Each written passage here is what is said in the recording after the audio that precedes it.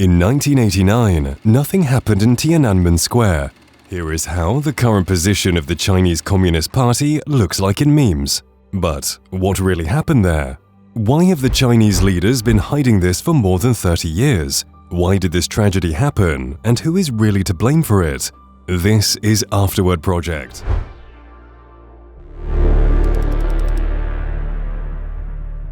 Where we break down remarkable historical events, trying to get to the bottom of the matter.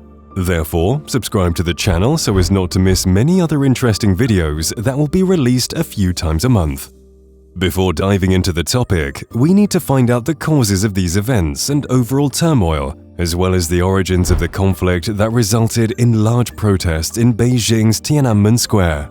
By the way, it all began in this very square, when on October 1st, 1949, Mao Zedong proclaimed the People's Republic of China, which was a key step in ending the Chinese Civil War that had been going on since 1927. The winners were the Communist Party of China and Mao Zedong personally. After the Civil War, the Second World War, and the occupation of a large part of China by Japan, the country had to be rebuilt. However, knowing the leadership of the Communists, large and unnecessary projects were planned for the Middle Kingdom, the so-called Great Leap era, which instead of prosperity, led to upheavals and one of the most massive famines in the 20th century from 59 to 61. Between 20 and 43 million people died of hunger in China. The Communists were quick to blame it on the drought and natural phenomena, not on their own short-lived economic policy. For example, one of the causes of mass hunger was genocide, the genocide of sparrows that harmed crops. A reward was appointed for every killed sparrow. Thus, the next year's harvest actually increased, although the number of caterpillars and other insects who ate the crops increased too, leading the country to mass starvation. At some point, Mao left power for a while and was replaced by two comrades, Liu Shaoqi and Deng Xiaoping. Keep the latter guy in mind, we'll still need him for the story. Liu and Deng began to pursue more liberal policies, which did not sit well with Comrade Mao, who was a staunch Marxist and began to realize, without him, his supporters won't lead the country to where communism should lead the world's nations, according to Lenin and Marx. Therefore, Mao decided to come back and stage a cultural revolution, during which there was a complete mess. You see, the Cultural Revolution stated that it was necessary to clean China from various bourgeois individuals and those who thwarted the building of communism. Students and other young people who were nicknamed the Red Guards took to the streets en masse, thrashed everything in their path, humiliated their teachers, were in constant search of enemies of the revolution ideas, and engaged in other typical communist activities. As a result of this cultural revolution, those liberal so-called reformers, Liu Shaoqi and Deng Xiaoping, fell out of the picture, while Mao created a total cult of his own personality. He was literally painted almost like a god in the flesh. Just look at those posters. Nevertheless, over the course of these upheavals, the nation plunged into administrative chaos, taking the situation to the critical point where even Mao no longer controlled the revolution and the crazy youngsters. Mao raised a Frankenstein and laid so many contradictions he himself could no longer monitor, and in the end he even used the military forces to calm down the rebels. Shortly before the death of the mighty leader, the liberal Deng Xiaoping was brought back to the political scene. Despite that, the Cultural Revolution will only be shut with Mao's death on September 9th, 1976. After Mao's passing, Chinese society and party members wanted to blame someone for this nightmare that had been going on for the last couple of years, and in no case should Mao become responsible for it, since the Soviet experience of criticizing the cult of Stalin's personality showed that excessive criticism of the former leader of the Communist Party could cause distrust in the Communist Party itself. Well, if you were ruled by such a terrible and foolish person, why did you obey him then? Therefore, they decided to act cautiously. To begin with, they condemned the former supporters of Mao, the so-called Gang of Four, which included, for example, Mao's wife, who was one of the Cultural Revolution initiators. Hua Guofeng, a man with very strong pro-Maoist views who would de facto give the power to Comrade Deng Xiaoping in 1978, also gone missing, but a little later. Deng began to take advantage of the so-called intra-party democracy, which says what the party has decided cannot be criticized by the public if you are a party figure, but if some party figure disagrees with the policy, then it must be resolved within the party. The attitude towards Mao as the nation's father, who can still be criticized but in a careful manner, was also preserved. Because of this, an interesting thing appeared: a very slight criticism of the party, encouraged even in educational institutions. However, since criticism for Mao, for example, differed from the official line, then in this case people were severely punished. All these measures were applied in order to maintain trust in the government and not to cause severe cultural upheavals within Chinese society, make people understand that something was wrong with the past, make ordinary people express their slight dissatisfaction and thus not feel that everything was solely the party's fault. There were just small, insignificant overkills.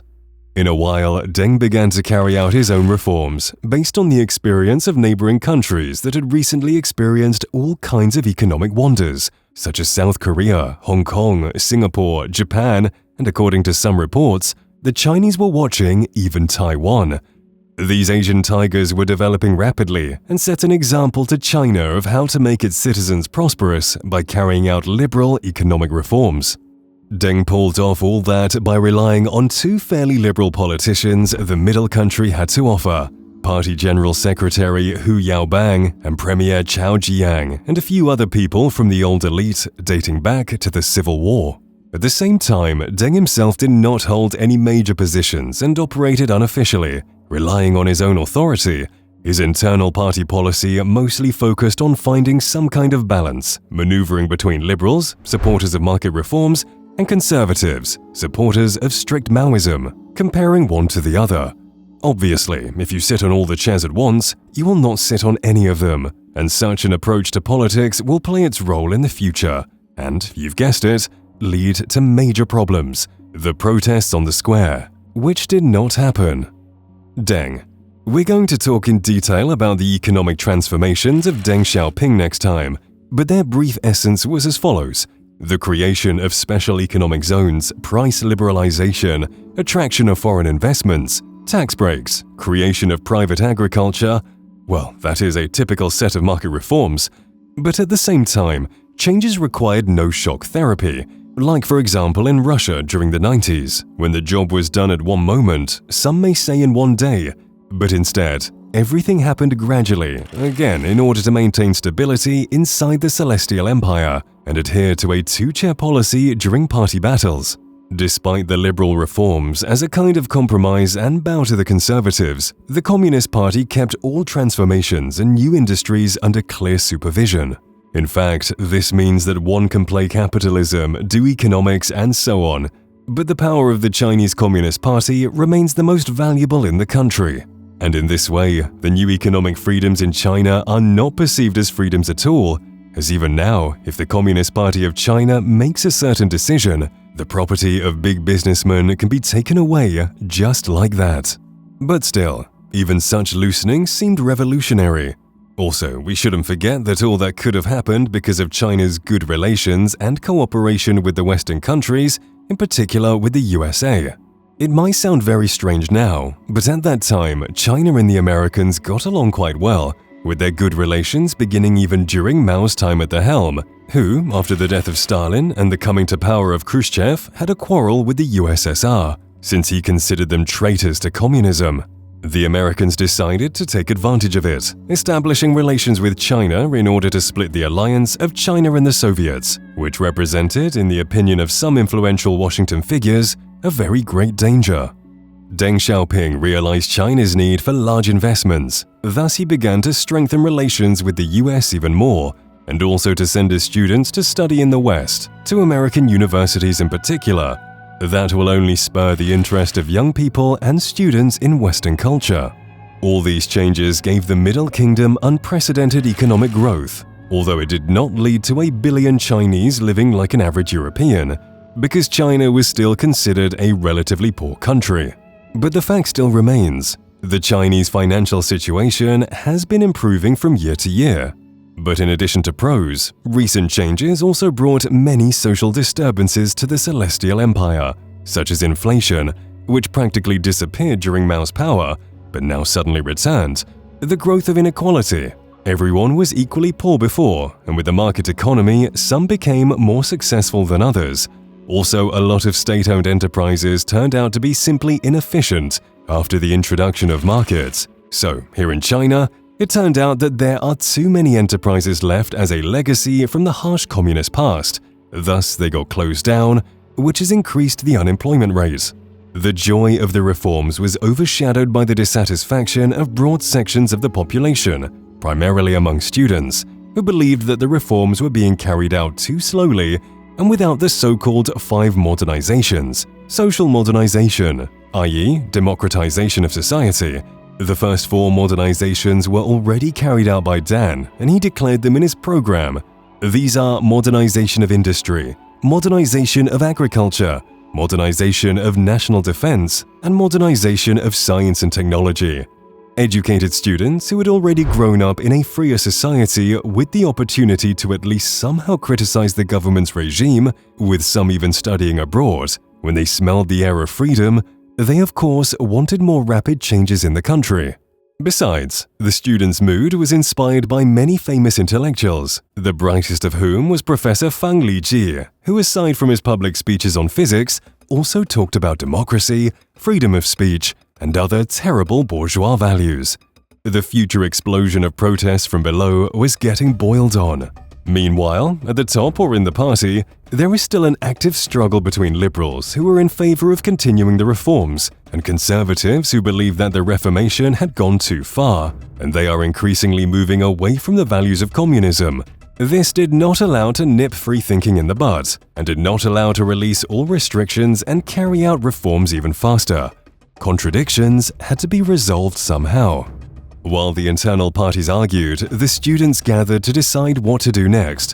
In 1986, mass demonstrations began, starting at the Hefei University of Technology, where the same Professor Fang Liji worked. Then these riots spread to other big city universities. The most interesting aspect here is that the students haven't yet come out against the Communist Party. Their slogans are mostly directed against corruption, and to correct that, in their opinion, the government should accelerate the process of reforms and democratize society. Deng Xiaoping, however, decides to disperse them. Then the General Secretary of the Central Committee of the Communist Party of China, Hu Yaobang, lost his position due to the fact that he didn't oppose the protesters enough, was too liberal, and even helped them to a certain extent, supporting further democratization. Still, he wasn't replaced by a conservative, as Deng Xiaoping understood that the appointment of a conservative politician to such an important position would mean their dominance and inhibition of economic reforms. Therefore, Hu was replaced by the liberal Zhao Jiang, a supporter of the Deng regime. That is, they found a scapegoat and dumped everything on him. Maybe Deng himself wasn't against the acceleration of reforms, but he was afraid of active actions on the part of conservatives, so the protests were dispersed mostly to appease them. Despite that, the peace and balance did not last long, because in April 1989, Hu Yaobang, the scapegoat who was released and supported the protests, died of a heart attack, although some believe it was an intended murder. On the same day, students began to gather in Tiananmen Square to mourn one of the symbols of China's democratization. First things first, they declared to clear the memory of Hu Yaobang, because after his release in '87, he was accused of almost all the mortal sins imaginable. There were also several demands related to a free press and further democratization, to which the party, unsurprisingly, gave a negative response. Since April the 15th, the beginning of the protest, the number of demonstrators only increased, and on the 18th, slogans against corruption, unemployment, arbitrariness of the authorities, and demands for democratic reforms were already visible. They returned to what they demanded 2 years ago. Moreover, based on the experience of past mass rallies, students understood that they needed those on whom the conservative part of the Communist Party relied, and therefore this time they tried to lure ordinary workers, i.e., proletarians who were also dissatisfied with the regime, but for another reason, they didn't like Deng's reforms and they wanted to go back to the good old days of Mao. On April the 18th, students began a strike at the Xinhua Gate, where the residence of the Chinese Communist Party leadership is located, and began to demand a meeting with them. After receiving a refusal, a sit-in began, which was stopped rather quickly, after 2 days to be exact. About 200 students remained, who for some reason were brutally dispersed by the police, after which the rally only received more support from the other students who didn't participate in it. And from workers who also stood aside, the protest resumed. So, it somehow resembles our revolution of dignity and students' dispersal by Burkhardt forces. When it seemed that the protest was dying down, the society was not particularly interested in it. But the authorities make mistakes and use violence, leading to the renewal of protests. After that, rallies also continued to break out in other large Chinese cities. On April the 22nd, after the funeral of Hu Yaobang, more and more students not only came to the square, they began to demand a meeting with the conservative Prime Minister Li Peng, not to be confused with the French presidential candidate. But he did not arrive to meet them, which only angered the protesters even more. On April the 23rd, a small number of students will go as far as to declare the Beijing Autonomous Federation of Students to make the rallies more organized. A political center separate from the party began to be constructed, which the official authorities did not like at all. A new turning point comes after April the 23rd, as General Secretary Zhao Jiang, a supporter of dialogue with students, leaves for North Korea with a diplomatic mission, and in his place, while he is away, the conservative Prime Minister Li Peng came to the power, after which he, together with the President of China Yang Shangkun, came to the residence of Deng Xiaoping, where they managed to convince Deng to take a tougher stance towards the protesters. After that, an article was published in the official newspaper, which characterized the rallies as anti-government and anti-party, with the actions themselves being declared as the avant-garde of the Second Cultural Revolution. In other words, they were called the same Red Guards of Mao, capable of destroying the intelligentsia and the bourgeoisie. The article only angered the protesters even more, but in order not to come into direct conflict with the state, since almost none of the students questioned that the party should exist in some form, they decided to change their course and focus not on democracy, reduce party power, but more on anti-corruption measures. On April the 27th, about 50,000 to 100,000 students from all Beijing universities marched through the streets of the capital to Tiananmen Square and even broke through police barricades, with many workers supporting them. Tensions only grew more. On April the 30th, the liberal Zhao Jiang returned to Beijing from Pyongyang and was completely shocked, as he believed that the hardliners had only made matters worse by accusing the protesters of acting like Red Guards. Therefore, he decided to improve relations with them. First of all, by changing the rally's coverage in the press to a much softer one, and after delivering several speeches to the students, the protests and discontent began to subside. Most of the protesters calmed down their ardor, and almost all universities in Beijing ended their boycott and went back to studies. However, both inside the Communist Party of China and the student organizations, a conflict kept on going, as the contradictions were never resolved. Hardliners and liberals were actively quarreling in the party, and some radicals found among the students were looking for a way to renew the protest and once again bring the broad masses of students and workers to the streets. The reason to bring people to the street was quickly found indeed. As I said, China and the USSR were not in the best relations, but things gradually got better under Gorbachev, to the point that he and his delegation were about to come to Beijing for a visit. The protesters wanted to take advantage of the news, because with him will come a huge amount of foreign press coverage, especially since Gorbachev has proved to be open to the world. He was carrying out restructuring, and in general for the protesters, these reforms of openness and transparency are seen as no less than a poor example of democratization. So, the more radical students decide to start a hunger strike on May the 13th in the square, where the Soviet delegation was scheduled to pass through, after which the rally gathers new strength. About 300,000 people gather at Tiananmen.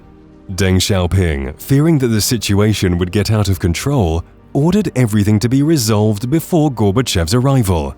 The Secretary General tried to settle things out through negotiations, but the effort was unsuccessful because there was no one to negotiate with. The protests were not directed from a single center. Different groups wanted different improvements, and due to the disunity of the student movement and misunderstanding on the part of the party, the negotiations were stalled. Luckily, changes were made to Gorbachev's route so that he won't pass through Tiananmen. Although the meeting ended well, the party led by Deng Xiaoping was still angry because they had to hide the protests. At the same time, the rallies were only looming large, the hunger strikers and their support grew, and the party had no intention to make concessions.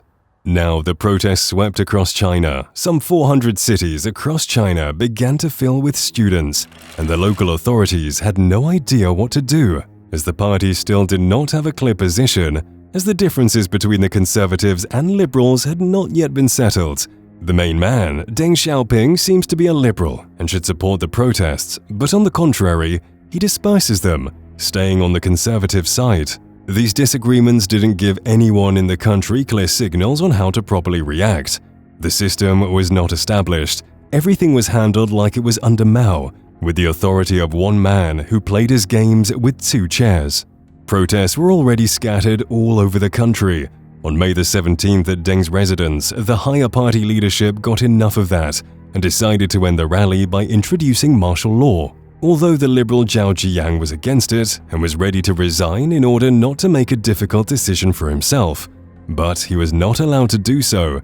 That's why he, hoping to calm the situation down by himself in the second time, goes to the square on May the 19th to say something to the students. "Students, we've come too late. We are sorry. You talk about us, criticize us. It's all necessary. The reason that I came here is not to ask you to forgive us. All I want to say is that students are getting very weak. It is the 7th day since you went on hunger strike. You can't continue like this. You're still young. There are still many days yet to come. You must live healthy and see the day when China accomplishes the 4 modernizations. You are not like us. We are already old. It doesn't matter to us anymore." This was the last public speech, after which Deng Xiaoping finally sided with the forced decision, and on May the 20th, martial law was declared. Despite the protest of some high-ranking officers, mobilization began. Things didn't go well at first, because the advance of the military in the capital was blocked by protesters, who simply didn't let them pass through. The soldiers and their convoys were stuck in the streets with the protesters and couldn't get to the country's main square. But the protesters didn't fight with them, but on the contrary, supplied them with water, food, and gave lectures. Simply put, they tried to convince them to take their side. As a result, on May the 24th, troops were temporarily withdrawn from Beijing. The first attempt to frighten the protest, to cause a violent reaction among the protesters, and to bring the conflict to the level of forceful resolution was not successful. The troops retreated. It seemed that the victory of the protesters would be imminent, but no. In fact, it was only the beginning. Outside the capital, all over the country, the military was preparing for the final assault. Meanwhile, discord is starting inside the protesters' camp due to them having no leaders, while different factions of moderates and radicals cannot come to an agreement. Standing in one place on the square was simply too much strength. Zhao Jian was right when he said that the students were weakening. In fact, problems with hygiene began to appear on the square. Of course, imagine a huge crowd standing in one place for several weeks. Uncertainty and unclear vision of what to do next slowly lowered the people's morale.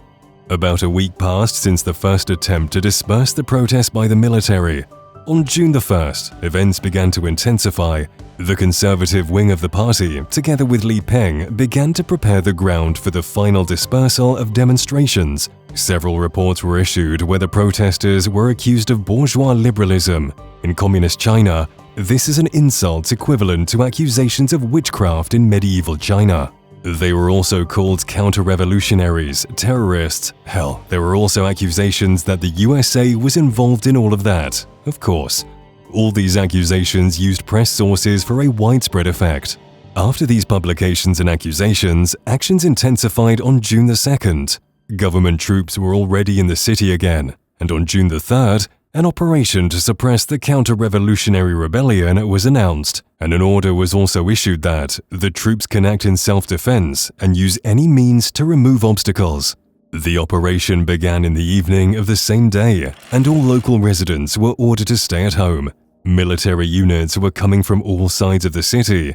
That evening, the 32-year-old Sun Xiaoming became the first confirmed victim.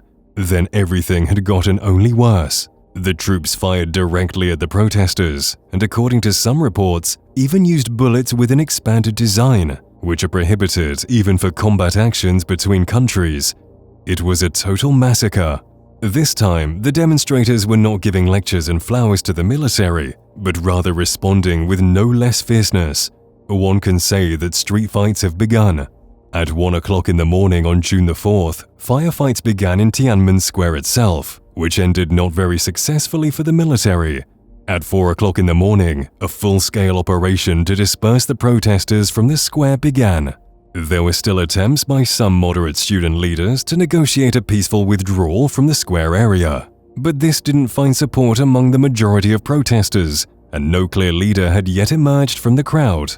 Ultimately, the protest was defeated. The army made full use of batons, stocks, and tear gas. According to some reports, an APC literally ran over the protesters.